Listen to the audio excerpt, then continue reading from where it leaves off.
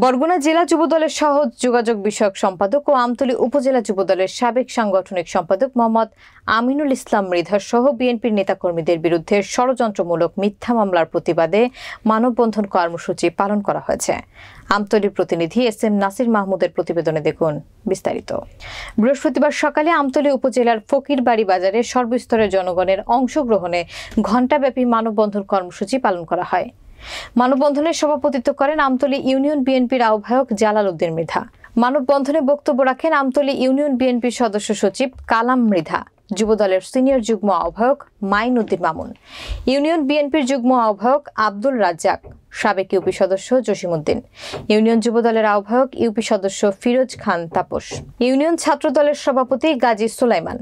বক্তারা মামলার বাদী একজন জাল টাকা ব্যবসায়ী ও পিলারের ব্যবসার সাথে জড়িতদের অভিযোগ একাধিকবার র্যাবের হাতে আটক হয়েছেন এবং জেল খেটেছেন। বাদীর ছেলে গাজী হান্নান আমতলী ইউনিয়ন যুবলীগের সভাপতি থাকাকালীন এলাকায় সন্ত্রাসের রাজত্ব কায়েম করেছিল। সে বিভিন্ন দোকান ঘর দখল, চাঁদাবাজি সহ বিভিন্ন অপকর্মে জড়িত ছিল। আমরা এই মিথ্যা মামলার সুষ্ঠু তদন্তপূর্বক প্রত্যাহারের দাবি জানাচ্ছি। মামলায় সাক্ষী নয়ন বলেন, ফকিরবাড়ি বাজারে কোনো ভাঙচুর কিংবা চাঁদাবাজির ঘটনা ঘটেনি। যাদেরকে মামলার সাক্ষী হিসেবে নাম দেওয়া হয়েছে তারা নিজেরাও জানেন না তারা মামলার সাক্ষী। চাঁদাবাজি বা এই ধরনের কোনো ঘটনা আমি এই বাজারেই থাকি, বাজারের মধ্যে একটা প্রতিষ্ঠান আছে, এই ধরনের কোনো ঘটনা ঘটেনি। যদি কোনো থাকতে পারে, উদ্দেশ্য থাকতে পারে বা অন্য কোনো উদ্দেশ্য থাকতে পারে, এই ধরনের কোনো ঘটনা আমাদের বাজারে হয় না। এটা সম্পূর্ণ মিথ্যা। নেতৃত্বে প্রায় 200 লোক এসে মারধর করে আমাকে ওই ক্লাব থেকে বের করে দিয়ে ওই ঘরটি দখল করেছে 15 বছর আগে, এবং ঘরটি দখল করিয়ে আওয়ামী লীগের দলীয় কার্যালয় বানাচ্ছে। এই ব্যাপারে আমতলী উপজেলা সকল আওয়ামী লীগ বিএনপি সকল নেতাকর্মী সম্পর্কে অবগত। এখন পর্যন্ত সেই ঘরটি তার দখলই আছে এবং সে সন্ত্রাসী বিভিন্ন কর্মকাণ্ডের সাথে জড়িত। তার বাবা একজন মামলাবাজ, বিভিন্ন সময় বিভিন্ন মামলা দিয়েছে এবং তার বাবা জাল টাকার ব্যবসা করেছে। এই জাল টাকা নিয়ে ধরা খাইয়া র্যাবের হাতে দীর্ঘদিন যাবৎ জেলে ছিল এবং পিলারের ব্যবসা করেছে। র্যাবের সেই পিলারে সহ তাকে 2-3 বার ধরিয়া বরগুনা জেলে দীর্ঘদিন জেল খাটছে। এখনো সে পিলারের সাথে সম্পৃক্ত। প্রিয় বন্ধুগণ, বিগত ফ্যাসিস্ট সরকারের 15 বছরে আমরা নিপীড়ন, নির্যাতন, মামলা, হয়রানি সকল কিছু আমাদের উপর দিয়ে চলে গেছে। আমরা নিঃস্ব, আজকে আমরা রিক্ত। আজকে আমাদের সুযোগ হয়েছে। আগামী দিনে বিএনপি সরকার গঠন করবে।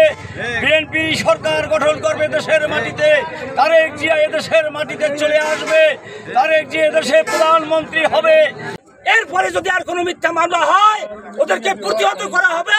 চাঁদাবাজি বা আমিনুল মৃধা কোনো এরকম ঘটনার সাথে জড়িত ছিল না। এটা সম্পূর্ণ বানোয়াট, মিথ্যা। এটা এরকম আমরা শুনিও নাই, দেখিও নাই, জানিও না। আমিনুল মৃধার পক্ষে আমরা সুষ্ঠু তদন্ত রিপোর্ট চাই। এরকম কোনো ঘটনা ঘটে নাই। ভিত্তিহীন এবং বানোয়াট।